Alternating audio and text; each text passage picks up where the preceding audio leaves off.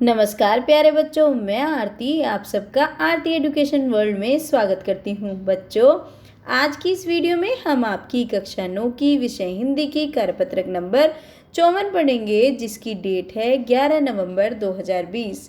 हाँ बच्चों, जो आपकी वर्कशीट आई है, वर्कशीट नंबर 54 हिंदी की, ये आपकी फिर से पुनरावृत्ति आई है क्योंकि हम रिवीजन कर रहे हैं। तो आज हम करेंगे वाक ललद यद, जो आपका पाठ है उसकी पुनरावृत्ति। चलिए पढ़ते हैं पहले कवित्री के जीवन परिचय के बारे में। कश्मीरी भाषा की लोकप्रिय संत कवित्री थी ललद यद। उनका जन्म हुआ था 1720 के लगभग कश्मीर में स्थित पंपोर के सिमपुरा में। कहाँ पे जन्म हुआ था? कश्मीर में है ये, पंपोर का सिमपुरा गांव में हुआ था और बहुत पहले 1320 में। उनके जीवन के बारे में प्रमाणिक जानकारी नहीं मिली है, मतलब ज़्यादा जानकारी नहीं है उनके जो प्रमाणिक हो। ये माना जाता है कि लगभग तब ललद यद के कई सारे नाम थे, जैसे लल्लेश्वरी, लला, लल योगेश्वरी, ललरीफा आदि नामों से जाना जाता है। उनका देहांत सन 1791 के आसपास माना जाता है। ललद यद की काव्य शैली को हम कहते हैं वाक। क्या कहते हैं? वाक। जैसे हिंदी में आपके कबीरदास जी के दोहे प्रसिद्ध हैं, मीरा के पद प्रसिद्ध हैं, तुलसी की चौपाइयाँ प्रसिद्ध हैं और रसखान के संवैये प्रसिद्ध हैं, है ना। आपको पता है और आप लोग पढ़ते हैं कि इन सब चीज़ों के ये कि मीरा के पद पढ़ने हैं, कबीर के दोहे, तुलसी की चौपाई, रसखान के संवैये, उसी तरीके से, ठीक उसी तरीके से ललद यद के वाक प्रसिद्ध हैं। और वाकों के जरिए उन्होंने जाति धर्म की संकीर्णताओं से ऊपर उठकर भक्ति के ऐसे रास्ते पर चलने का जोर दिया जिसका जुड़ाव जीवन से है। मतलब कि उन्होंने अपनी जो काव्य है उसमें ये बताया कि हमें जाति पाति पे ज़्यादा ध्यान नहीं देना चाहिए, जाति पे, धर्म पे, इन संकीर्णताओं से, इन जो आपकी छोटी मानसिकता है, इससे ऊपर उठिए, क्योंकि सबका ईश्वर तो एक ही है, इसलिए उस ईश्वर की भक्ति करिए। उन्होंने जो धार्मिक आडंबर करते हैं उनको भी विरोध किया, है ना। प्रेम को सबसे बड़ा मूल्य बताया। ये नहीं कि भगवान के नाम पे आप बिना मतलब कि आडंबर करते हो, जादू टोना करते हो, कुछ भी गलत करते हो। वो कहते हैं भगवान क्या चाहता है? सबसे बड़ी चीज होती है प्रेम। लोक जीवन के तत्वों से प्रेरित ललद यद की रचनाओं में तत्कालीन पंडिताऊ भाषा संस्कृत और दरबार के बोझ से दबी फारसी के स्थान पर जनता की सरल भाषा का प्रयोग हुआ है। यानी कि उन्होंने अपने जो वाक रखे, जो अपनी काव्य रखा, उन्होंने ना तो वो भारी भरकम जो पंडितों की भाषा थी संस्कृत उसको लिया, और ना ही जो दरबारों में बोलने वाली भाषा थी फारसी, ना उसको लिया, बल्कि उन्होंने तो जनता की सरल भाषा का प्रयोग करा अपने जो अपना लेखन में।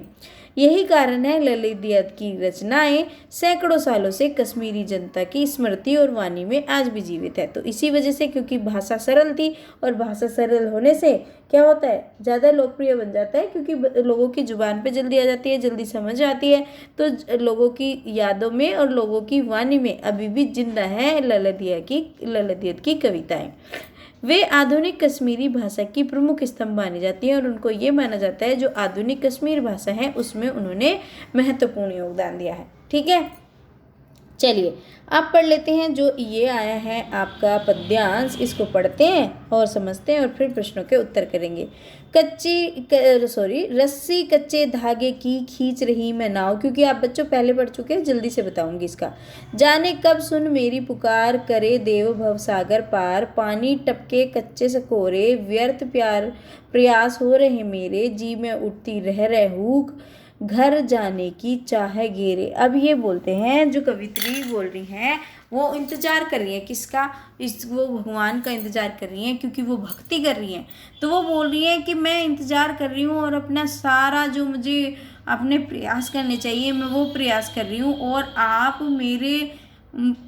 मेरी आत्मा का मेरे परमात्मा से, यानी कि मेरा मिलन होगा, तो मैं उसका इंतजार कर रही हूँ। और वो कह रहे हैं कि क्या कह रहे हैं? जाने कब सुन मेरी पुकार, पता नहीं आप मेरी कब पुकार सुनोगे, कब मुझे बुलाओगे, कब मेरी बातों को सुनोगे, कब मुझसे मिलने आओगे।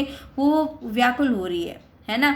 वो कहती है जिस तरीके से जो एक घड़ा होता है उसमें से थोड़ा थोड़ा पानी अगर गिरता रहता है, टपक टपक कर कम होता जाता है, उसी तरीके से वो बोल रही हैं पानी टपके कच्चे सकोरे, मतलब जैसे घड़े से पानी टपकता है, उसी तरीके से अब मेरे सारी जो मैं कोशिश कर रही हूँ भगवान से मिलने की, वो सब बेकार हो रही है है ना, वो सब बेकार होती जा रही हैं और भगवान से मैं मिल नहीं पा रही अपने ईश्वर से। तो वो कह रहे हैं कि पता नहीं कब ईश्वर मुझे मेरी पुकार सुनेंगे, जाने कब सुन मेरी पुकार, करें देव भवसागर पार, कब ईश्वर मेरी पुकार को सुनेंगे और मुझे इस संसार रूपी सागर से पार कर देंगे। मुझे कब इस भवसागर से यानी कि इस संसार से मुझे पार उतारेंगे, ये बोल रही हैं कवित्री।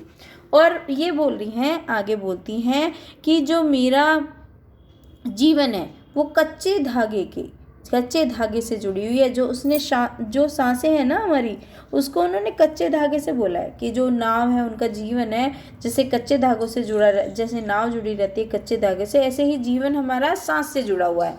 तो वो कह रहे हैं कि मेरी उम्र भी हो रही है, मतलब धीरे धीरे टाइम निकलता जा रहा है। ऐसा तो नहीं कि जो मैं कोशिश कर रही हूँ वो सब मेरे बेकार हो जाएंगे। ऐसा लगता है कि मेरी मौत मेरे पास है, जी में उठती रह हुक पार, और मेरा मन व्याकुल हो रहा है, मेरा मन तड़प रहा है कि प्रभु से मिलना चाहती हूँ। घर जाने की चाह है गेरे कि मेरे अंदर ईश्वर से मिलन की, प्रभु से मिलन की, ईश्वर भक्ति की जो मेरे अंदर तड़प जल रही है, मैं उसमें लीन होना चाहती हूँ, मैं उनकी भक्ति में मिलना चाहती हूँ। वो चाहती हैं कि अब बस भगवान मिल जाए, ईश्वर मिल जाए और मैं उनमें विलीन हो जाऊँ।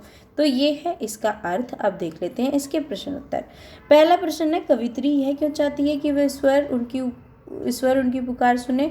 तो इसका आंसर बच्चों सीधा सा है, कवित्री चाहती है ईश्वर उनकी पुकार सुने और इस संसार रूपी सागर से उनका बेड़ा पार हो जाए, है ना।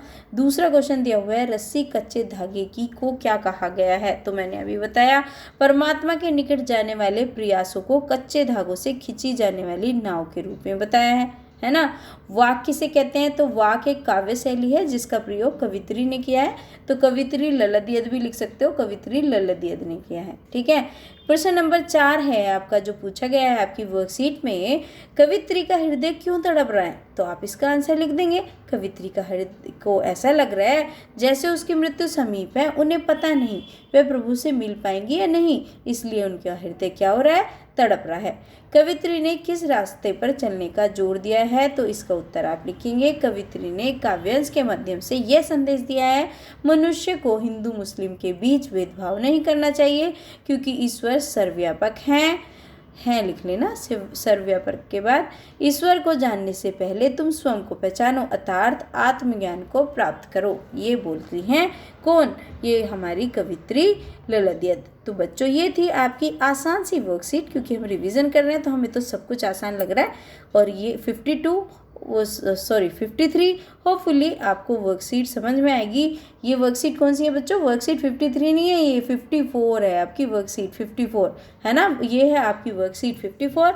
अब बच्चों आपको क्या करना है, अगर आपने अभी तक वीडियो को लाइक नहीं करा है तो लाइक कर लीजिए बच्चों, बहुत मेहनत लगती है वीडियो को बनाने में। एक अपना प्यारा सा कमेंट भी छोड़े, और अगर आप चैनल पर नए आए हैं तो चैनल को सब्सक्राइब करना बिल्कुल भी ना भूलें विद नोटिफिकेशन बेल, जिससे आपको वीडियो की नोटिफिकेशन सबसे पहले मिले। और प्यारे बच्चों, आप सारे दोस्तों को अपने शेयर भी करा करो जिससे उन तक भी इस वीडियो का लाभ पहुंचे। मैं आपकी हिंदी, इंग्लिश, SST और साइंस की वीडियो बनाती हूँ, तो आप उससे हेल्प ले सकते हैं। Thank you students.